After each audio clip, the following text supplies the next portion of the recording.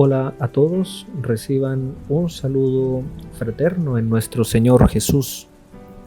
En este día domingo donde continuamos nuestra reflexión por estas enfermedades espirituales con la búsqueda de estos remedios propios que por nuestra fe podríamos alcanzar con el fin de promover nuestra naturaleza humana hacia el fin verdadero, que es una deificación.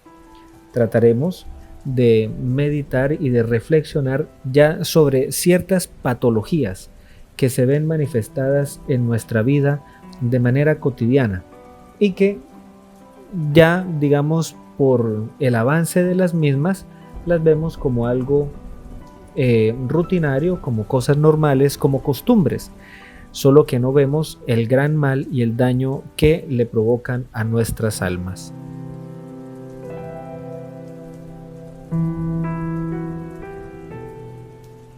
Como ya lo hemos reflexionado, el pecado como un trastorno radical en nuestra vida, porque ya hemos hablado que el pecado no es una situación meramente legalista o no es una afectación únicamente a lo moral, sino que es una afectación al alma, termina por tergiversar todo lo que entra y sale del corazón del hombre.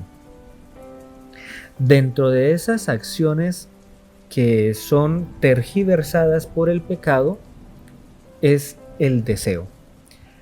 El problema del deseo está en que nosotros como criaturas hechas a imagen y semejanza de Dios y deificadas por la gracia, debiéramos tender a un solo deseo, a un único deseo, y este es Dios. Pero como nosotros nos hemos desligado de la gracia, ya el deseo no se convertiría como en un impulso santo, sino en un problema, en una enfermedad para el alma. De tal manera que, orientados nosotros por el deseo desde la óptica del pecado, terminamos nosotros volcándonos hacia nosotros mismos y hacia los seres sensibles para gozar de ellos fuera de Dios.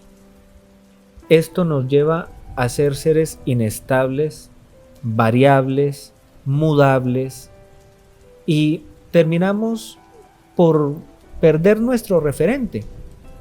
Y todo deseo comienza a convertirse en un deseo irracional.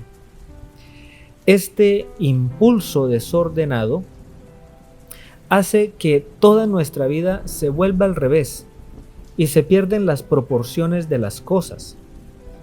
Es decir, que por medio de esta pérdida de prioridades, la jerarquía de los valores entre lo importante y lo fundamental se pierde, incluso hasta llegan a invertirse.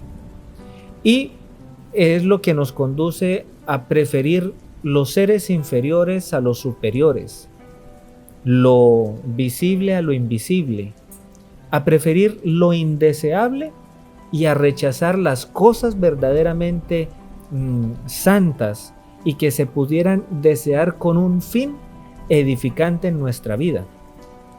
Por lo tanto, cuando sucede esta pérdida, esta inversión, terminamos nosotros absolutizando nuestros deseos y por ende nuestros propios placeres. Es decir, estamos entrando cada vez más en un caos y en un abismo profundo, porque nosotros seguimos como desentrañando todo el mal que nos produce el pecado, y con eso nos vamos dando cuenta cómo hemos estado perdiendo la investidura de la gracia por rechazar y desconocer la santidad y la gracia que nos ofrece Dios.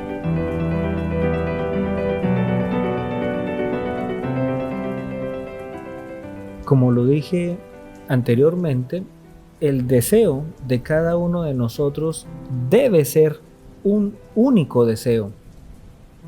Y este deseo es Dios.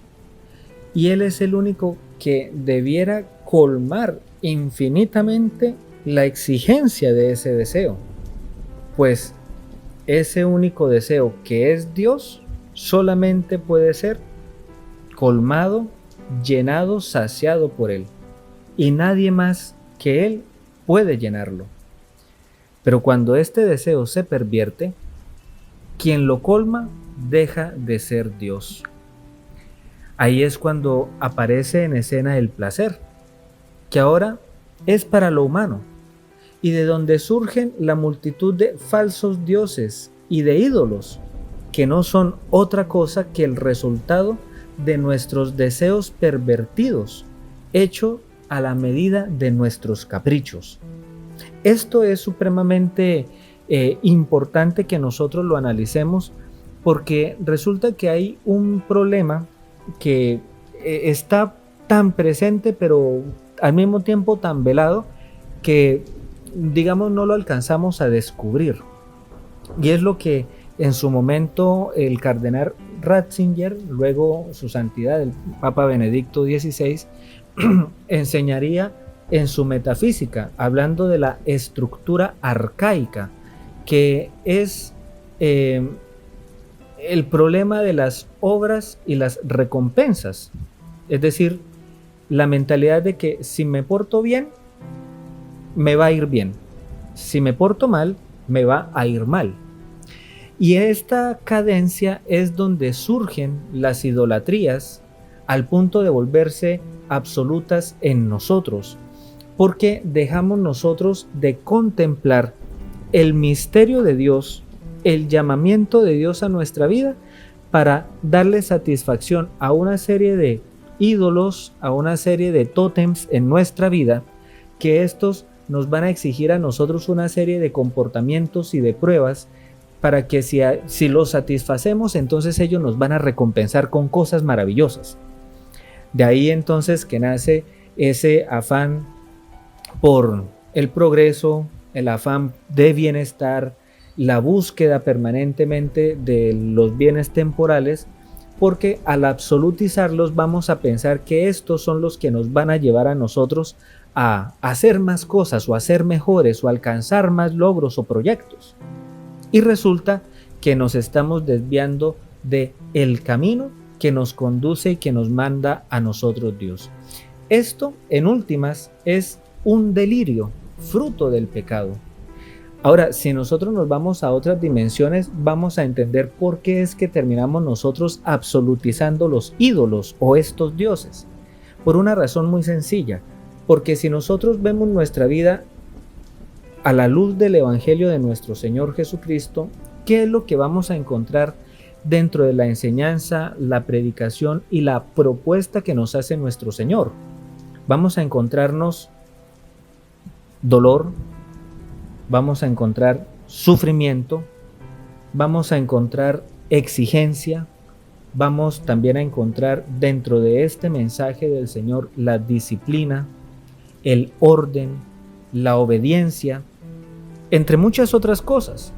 Es decir, virtudes que en principio cuando confrontamos nuestra vida con este llamamiento de Cristo, pues todas estas virtudes, todas estas acciones, todas estas consecuencias de seguir a Cristo para nosotros son indeseables. No son conformes a nuestros propios deseos, porque nuestro deseo, ¿cuál es? Pues todo lo que acabo de mencionar atrás, un poquito más atrás. El deseo de progreso, de bienestar, el sentirme tranquilo, seguro con mis bienes, y obviamente pues lo que me plantea Cristo no pega, no funciona, no es. Esta mentalidad de lo que yo estoy hablando es también una mentalidad que a lo largo de la historia se encarnó mucho dentro de una teología protestante, y que nosotros de una u otra manera hemos terminado también protestantizando nuestra fe cristiana católica. Así como cuando yo he hablado y mencionado el fundamento de la celebración de la Eucaristía, como muchas veces nosotros pensamos que al recibir el cuerpo y la sangre de Cristo, su efecto solamente dura lo que dura la misa y los 5 o 10 minuticos que puedan transcurrir desde la comunión hasta que el Padre diga pueden ir en paz. Y esa es mentalidad protestante y se nos olvida el efecto sacramental, se nos olvida la gracia sacramental que nosotros adquirimos y recibimos porque tenemos una mentalidad totalmente distorsionada. Y bueno, esto mismo sucede también cuando nosotros absolutizamos nuestros ídolos y vivimos bajo esa mentalidad de si me porto bien, me va bien. Si hago bien, si hago mal, entonces de acuerdo a eso, porque no depende de la voluntad de Dios, sino de la voluntad de mis ídolos. Entonces, ¿qué pasa? Cuando yo me encuentro con estas propuestas que son indeseables por el deseo de mi pecado, entonces lo que termino buscando es que Dios se acomode a mis ideales y a mis afanes de placer. Él es el que debe aceptar o acomodarse a las exigencias mías, y eso es reivindicar nuestro deseo pervertido.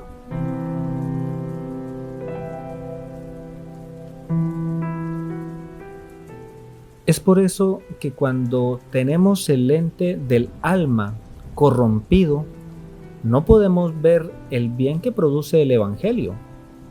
Seguimos nosotros en esa mentalidad de la que hablaba unos capítulos atrás, de estar frente a Dios, pero como Él siendo nuestro enemigo, nuestro combatiente. El Evangelio desvela la verdad de todas las cosas, nos muestra a nosotros todos los instrumentos que usamos para nuestra complacencia. Y la finalidad es que viendo nosotros lo que hacemos para tratar de exigirle a Dios que se acomode a nuestra verdad, pues debiéramos nosotros asquearnos de eso. Pero como nosotros tenemos nuestra mirada velada, lo único que hacemos es reafirmar el olvido de Dios, cosa que aprovecha el diablo para confundir en nuestra vida el bien con el mal. De ahí que nosotros digamos frases o pensemos frases como ¿y eso qué tiene de malo? ¿Qué tiene de malo que hoy yo no conteste? ¿Qué tiene de malo que hoy yo no ore?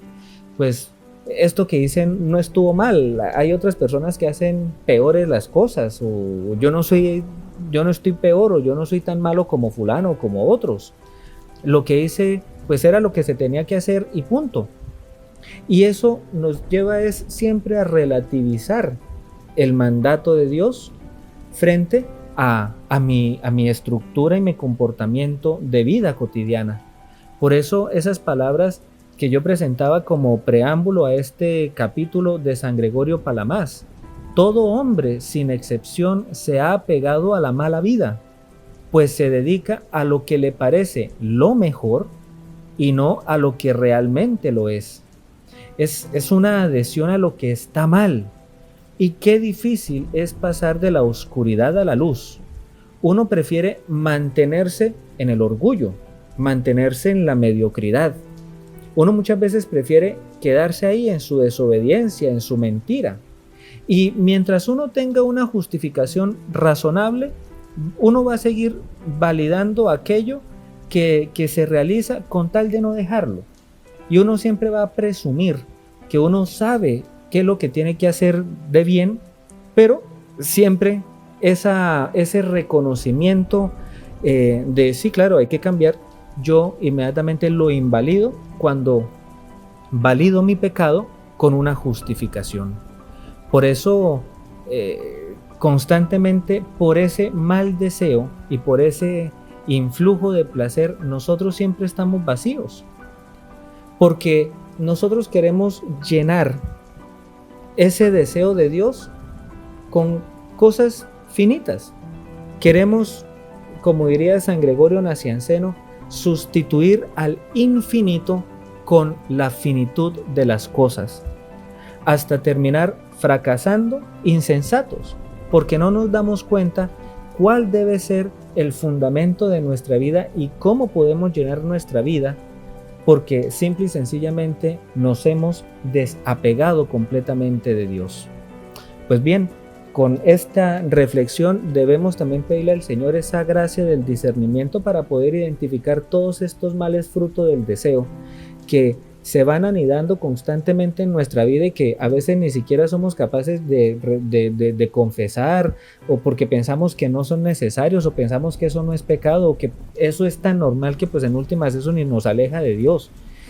Y, y vamos perdiendo la sensatez del Espíritu de Dios y ese influjo de la gracia que nos mantiene alejados cada vez más de Dios. Pues ojalá el Señor nos ayude y nos alcance su favor para poder nosotros buscar a Jesucristo con un corazón sensato.